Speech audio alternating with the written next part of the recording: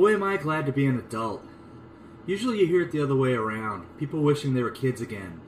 I can do without reliving the nasty taunts, the multiple stepmothers, those prepubescent fumblings between 3 and 5. Well, that's not too bad. But here's the thing. Today, after years of politically correct cereals, the big cereal companies are going back to their sugary roots. And even better, their prime marketing ploys are being aimed at, drumroll please, adults. Today, apparently 60% of people who eat Frosted Flakes are over 18. Some of the adults I know could eat an entire box of Pops in one sitting without the milk. That would be me.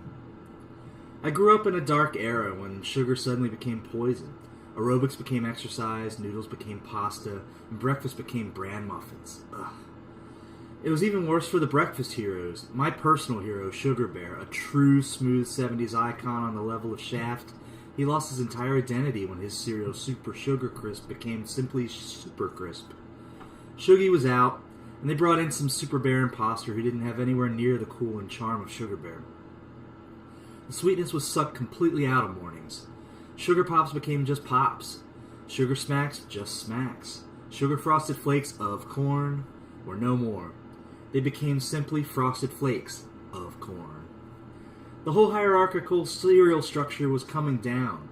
There used to be these 3 gangs, the Shugs, the Cocos, and the Fluffs. The Fluffs, the marshmallow guys, they got through it all unscathed by staying Switzerland neutral. But the Shugs and the Cocos were desperate. It's time for a turf war. Don Tony, the tiger, was losing face. He just went along with the new game, and most of the Shugs lost respect. Sugar Bear went east. Diggum went to Cali. Soon, the Shugs and the Cocos broke apart, teaming into 2 camps. Either you went with Sugar Bear, you went with Diggum, or you went sniveling for favors to Don Tony, who could have used a few favors of his own. The only one making out really well was Diggum. When Sugar Smacks became just Smacks, not only did he learn to give a lot of high fives, the in-joke name of the cereal became the Crunchies of choice for those with the munchies, if you know what I mean. Sugar Bear couldn't even get into Studio 54. He was a has-been in a time when freaks were the norm. The second the owner saw that blue turtleneck on the velvet rope, it was insult time. Are you nuts? Nobody wears blue turtlenecks now. Nobody! Hell, you don't even shave anymore. Look at you! Anyway, Diggum's already in here, and we don't need another animated cereal jock. Get lost! Alright, transvestites! We need some transvestites! Things got plenty rough. Sugar Bear's camp spent most of its time taunting Diggum. Shug tried to start up his own cereal label with Sonny, Cuckoo for Cocoa Puffs, as his top chalk. Next thing you know, Sonny gets popped in a crossfire. Then Diggum's main man, Count Chocula, bites it at the Cocoa Train Awards. It was the beginning of the chocolate war for a lot of us real people. For nearly a decade, the closest that moms across the country would let you get to a chocolatey cereal was the chocolate-frosted sugar bombs in Calvin and Hobbes.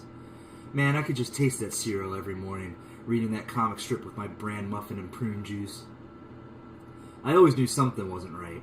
Soon the joggers were dropping dead of heart attacks. Saccharin started killing lab rats.